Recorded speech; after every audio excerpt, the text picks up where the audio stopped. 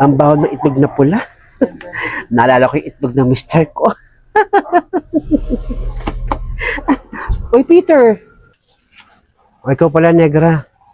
Ba't ba nakaporma ka? Saan ka pupunta?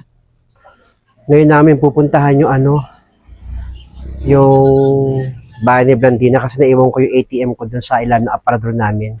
Padalangin ko, Peter, na sana makuha mo nga yung ATM mo. Halika na, Peter. O, yan pala si Sonia. Diyan ka na, ha? O, sige. Nandiyan na rin pala si Sonia. Ingat kayo. Una na kami, negra.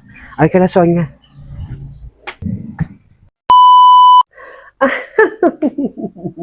Ano ka ba? Matagal na kaming hiwalay ni Peter. 3 weeks na, I think, before Christmas or after Christmas. Yung mga 1 month na rin. I can't remember kung kailan kami naghiwalay. Ay, nako, sige na nga. Diyan ka na, tumawag ka lang para sabihin kung break na kami o hiwalay na kami ni Peter. Nakaka-bad trip ng kausap. Bye. See you soonest. Ako? Mga chismosang friends ko. Tumawag para tanongin si Peter. Wala na akong panahon dun. Berta? Ay, senyorita, bakit po? Umuha akong tubig. Nauuhaw ako. Ay, opo, sige po, kuha ko kayo ng tubig.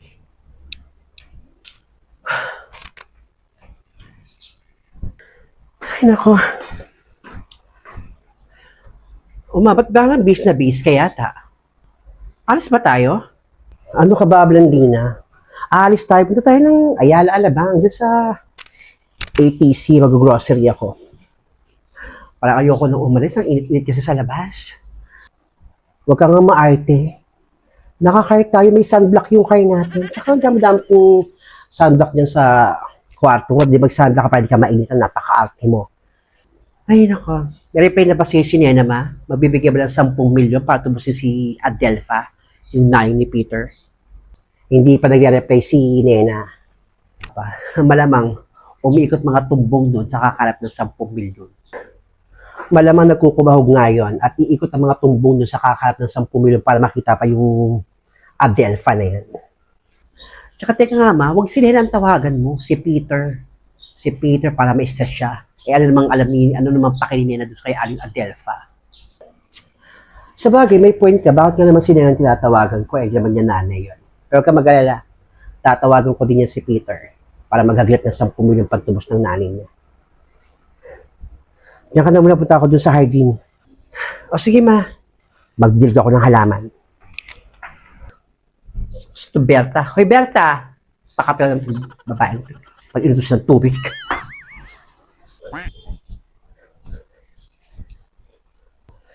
Berta! Uy, Berta! Ay, senyorita, nagpapa ko itong tubig. Nagtitikto ka lang pala dyan. Ay, oo nga po pala, nakalimutan ko. Senyorita, pasensya na po. Bad trip pa. Kuha ko pa ba kayo ng tubig? Hindi na. Pasensya na po. Alas kami ni Mama. Ikaw bara dito sa bahay, ha? Huwag kang magpapasok ng mga tropa mo rito. Opo, senyorita. Wala naman po akong tropa dito sa lugar na ito. Paano ako makapagpasok ng tropa ko rito? May CCTV dyan. Alam namin kung anong ginagawa mo. Oho, alam ko ho yun. Base lang ako.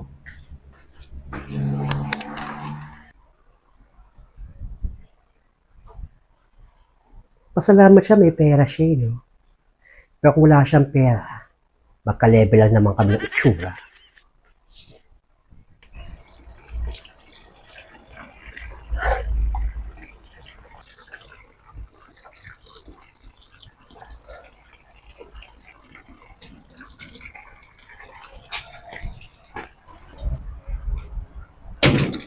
Berta, si Senyorita Blandina mo, ay nasa taas na po naliligo. Nag-aayos na po.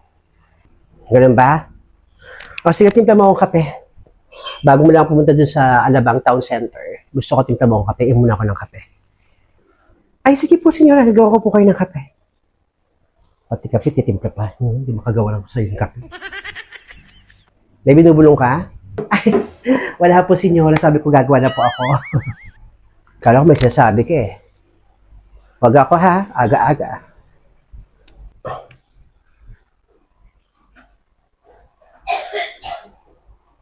Hello, kamusta kayo dyan? Bantayan mo yan si Adelpha, baka makatakas yan. Malilintikan kayo sa akin. Pupunta ako dyan bukas. Ano, kumikisi-kisi pa ba? Pinapakain nyo naman. Konti lang bigyan yung pagkain ha. Huwag masyadong marami. Kaya mo mag-fasting yan. Mataas yung blood sugar ng babae niya, kaya hayaan mo siya. Sige na. Huwag yung patatakasin niya, malilintikan kayo sa akin. Huwag kayo mag-alala pag nakuha natin 10 milyon na ransom sa babae niyan. Bibigyan ko kayo, hatian ko kayo. Sige na, babay na.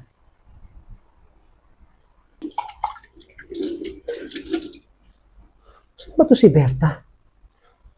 Magtitimpla ko ng kape. Yung babaeng.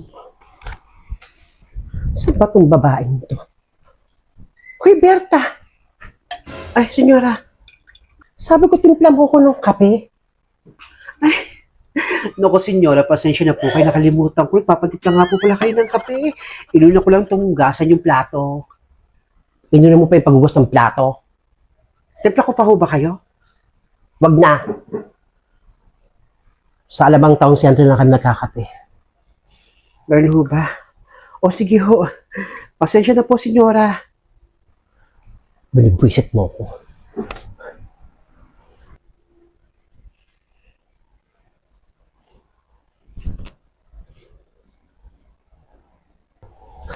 Blandina, bumaba ka na dyan. Let's go. Yes, mami, nandyan na. Si mami. Tanghali na eh.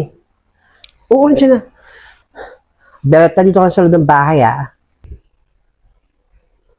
Bilang ko lahat ng gamit ko rito, pati mga kutsara. Opo, senyora. Maayos ka ha. Bilang ko lahat ng dilata dyan. Eh, hindi mo na kumaig sa mga dilata. Hindi ako kumaig sa mga canned goods. Bago ka pa lang sa amin, 10 buwan ka pa lang.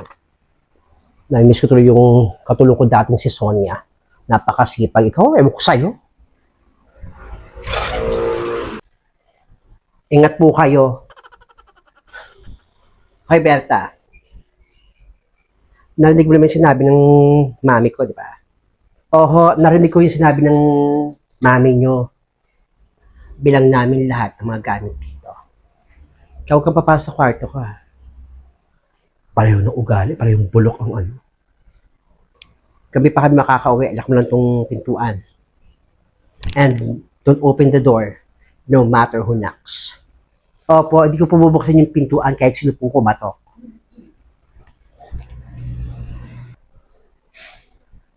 Buklas yung ugali ng mga amo na to.